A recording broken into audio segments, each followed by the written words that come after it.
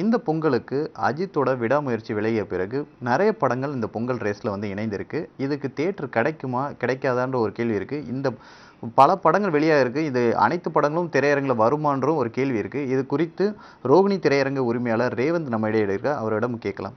Sir வணக்கம். Sir, Pongal ரேஸில் மொத்தம் ஒரு 2-3 படம் தான், அஜித் சார் படம் வரும்போது 2-3 படம் தான் அறிவிச்சிருந்தாங்க. விடாமுயற்சி விலகிய பிறகு கிட்டத்தட்ட ஒரு 10 படங்கள் வந்து அறிவிக்கப்பட்டிருந்து, இப்போ இறுதியாக எத்தனை படங்கள் தான் இந்த பொங்கல் ரேஸில் வெளியாகுது? இல்லைங்க, இனிஷியலாக நம்ம விடாமுயற்சி படம் வரும்போது கேம் சேஞ்சர், வணங்கான், விடாமுயற்சி இந்த 3 படங்கள் தான் கன்ஃபார்ம் பண்ணியிருந்தாங்க. பட் விடாமுயற்சி போஸ்ட்போன் பண்ணதுக்கப்புறம் அடுத்தடுத்த நாளில் ஒரு படங்கள் வர ஆரம்பிச்சிச்சு. மொத்தம் 13 படங்கள் கிட்ட ரிலீஸ் ஆகிறதுக்கு திட்டமிட்டிருந்தாங்க. பட் இறுதியில் இப்போதைக்கு 7 படங்கள் மட்டுமே கன்ஃபார்ம் ஆயிருக்கு. 3 டேட்ஸாக பிரிச்சிருக்காங்க, Jan 10th, 12th and 14th.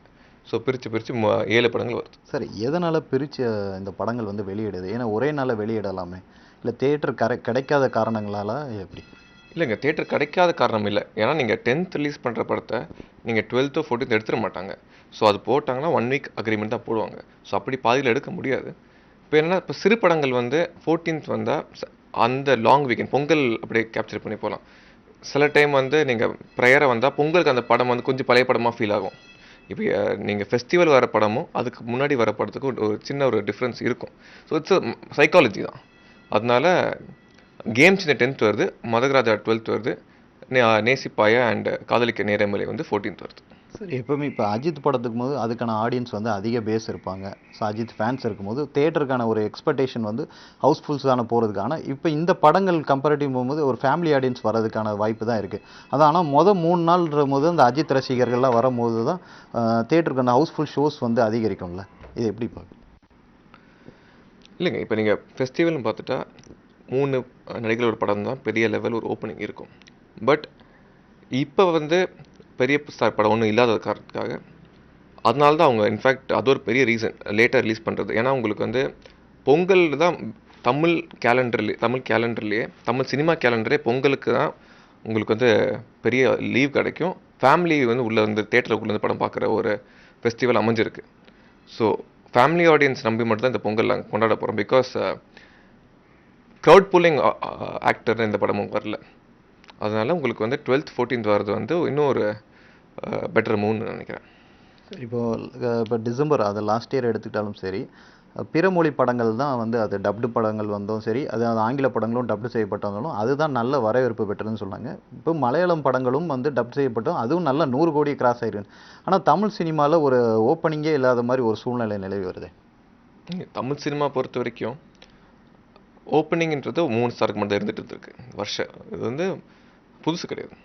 நீங்கள் மலையாள சினிமா போட்டிங்கன்னா அது கூட கிடையாது. நீங்கள் ஓப்பனிங்ன்ற கான்செப்டே மலையாள சினிமா கிடையாது. நீங்கள் எவ்வளோ பெரிய சூப்பர் ஸ்டார் அங்கே இருந்தாலும், ஒரு மோகன்லால் சார் படமாக இருந்தாலும் சரி, ஒரு மம்முட்டி சார் படமாக இருந்தாலும் சரி, படம் நல்லா இருந்தால் தான் உங்களுக்கு அடுத்தடுத்த நாள் கூட்டம் வரும். உங்களுக்கு ஓப்பனிங்ன்ற கல்ச்சரே தமிழ் சினிமா தெலுங்கு சினிமா மட்டும் இருந்திருக்கு.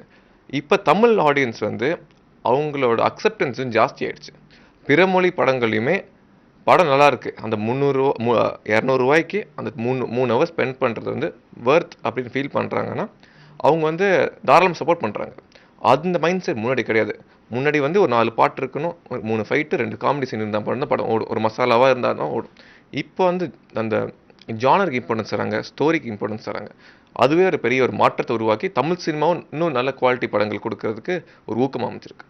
இப்போ மற்ற ஸ்டேட்டில் அந்த ஸ்பெஷல் ஷோஸ் 4 மணி 6 மணி அதெல்லாம் போடும்போது, இப்போ நம்மதில் ஸ்பெஷல் ஷோஸ் பெரும்பாலும் 9 மணிக்கு தான் ஆரம்பிக்குது. இப்போ அந்த ஃபஸ்ட்டு ஓப்பனிங் ரிவ்யூலேயே பார்க்கும்போது இங்கே படத்தோட ஃபஸ்ட் ஷோ போடும்போது அது பாதிப்பாட?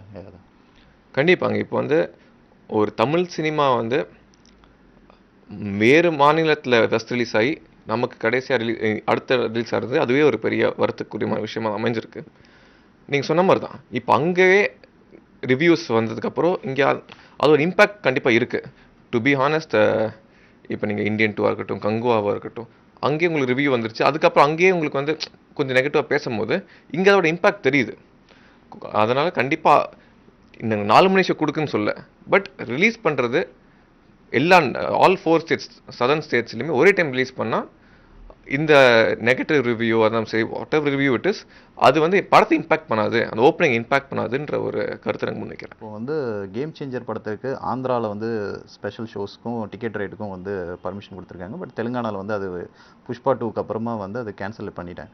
தமிழ்நாட்டில் என்ன நிலவரம்? அது ஸ்பெஷல் ஷோஸ்க்கான அனுமதி வழங்கப்படுமா?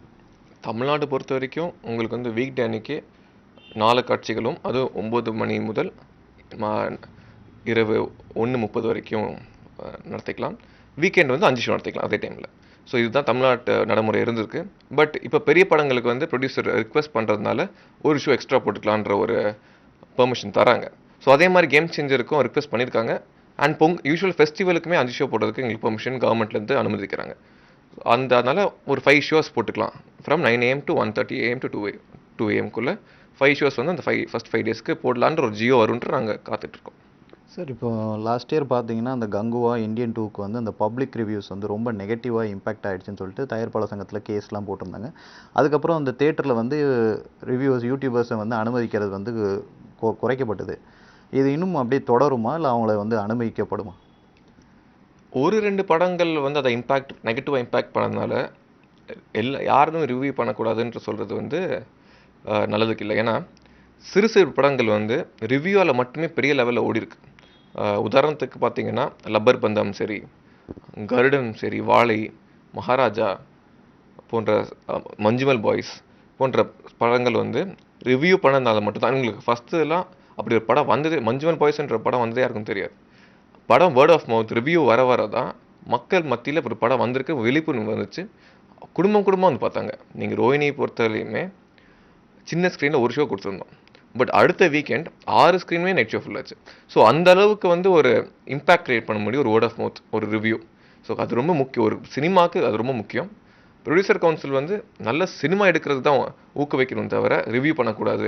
மேபி நெகட்டிவ் ரிவ்யூ நிறைய பேர் வேணே ஒரு ப்ரோபகேண்டா பண்ணுறாங்க, அது தவிர்க்கலாம் தவிர மக்கள் யாருமே மைக்கில் ரிவ்யூ சொல்லக்கூடாதுன்றது கண்டிப்பாக ஒரு தவறான விஷயம் தான். இப்போ சமீபத்தில் வந்து இந்த பாப்கார்னுக்கு ஜிஎஸ்டி வந்து பரிந்துரைப்பட்டதுக்கப்புறம் மக்கள்லாம் என்னென்ன பாப்கார்ன் விலைலாம் ஏறப்போகுது, இப்போ நம்ம போய் தேட்டரில் போய் இது பார்க்கணுமா அப்படின்னு ஒரு கேள்வி எழுந்தது. இதை வந்து எப்படி வந்து சமாளிக்கிற மாதிரி திட்டம் இருக்கா? இல்லைங்க, எப்பயுமே நீங்கள் வந்து எந்த உணவுப் பொருட்களுமே 5% ஜிஎஸ்டி வந்து இருந்திருக்கு. இப்போ வந்து கேரமல் பாப்கார்னுக்கும் பேக்டு பாப்கார்னுக்கும் கேரமலுக்கு 18%, பேக்டு பாப்கார்னுக்கு 12% போட்டிருக்காங்க. ஸோ அந்த ஒரு இன்க்ரீஸ் தான் நாங்கள் வந்து ஒரு செட்பேக் இருந்துச்சு. பட் வந்து மெயினாக மூவ் பண்ணுறது சால்டட் பாப்கார்ன் தான். ஸோ அந்த பெரிய பாதிப்பு ஒன்றும் ஏற்படலை. இப்போ நம்ம வந்து இம்ப்ளிமெண்ட் பண்ணி 2 வீக்ஸ் ஆச்சு, பெரிய பாதிப்பு ஒன்றும் ஏற்படலைன்றது தான் நான் பார்க்குறேன். ஓகே சார், இறுதியாக இப்போ மற்ற 7 படங்கள் வெளியானாலுமே மதகத ராஜா வந்து ஒரு 12 வருஷம் கழிச்சு வந்து வெளியாகும்போது அதுக்கான ஒரு எக்ஸ்பெக்டேஷன் எப்படி இருக்குது? வேணா பெரிய ஸ்டார் டம்னா இதுக்கு அந்த க்ரௌட் புல்லிங் அந்த இது இருக்கா? இப்போ தமிழ் படங்கள்னு பார்த்தா கொஞ்சம் நோட்டபிள் படம்னு பார்த்தா மதகராஜா மட்டும்தான். ஏன்னா சுந்தர்சி அவர்கள் படம், அவர் படங்கள் நிறைய படங்கள் பேசப்பட்ட படங்களாக அமைஞ்சிருக்கு. ஃபேமிலிக்கான ஒரு படமாக இருக்கும் எப்பயுமே. ப்ளஸ் விஷால் அவர்களும் 12 வருஷம் எடுத்த படம், அவர் அப்புறம் நல்ல ஒரு ஃபார்மில் இருந்துகிட்டு இருந்தார். சந்தானம் அவர்களும் இப்போ ஹீரோ நடிக்கிறார். அந்த படம் எடுத்த சமயத்தில் ஒரு ப்ராப்பர் பியூர் காமெடியாக இருந்துகிட்டு இருந்தார். ஸோ அந்த காம்பினேஷன் வந்து இந்த காம்பினேஷன் ஆம்பலன்ற ஒரு படம் வந்துச்சு, அதுவும் பொங்கல் டைமில் தான் வந்துச்சு, ஒரு 6-7 வருடங்களுக்கு முன்னாடி. அது மிகப்பெரிய ஒரு வெற்றி படமாக அமைஞ்சிருச்சு. அதே மாதிரி ரிப்பீட் பண்ணி இந்த படமும் ஒரு வெற்றி படமாக அமையுன்ற நம்பிக்கை இருக்கு. செய்திகளை உடனுக்குடன் தெரிந்து கொள்ள உடனே சப்ஸ்கிரைப் பண்ணுங்க.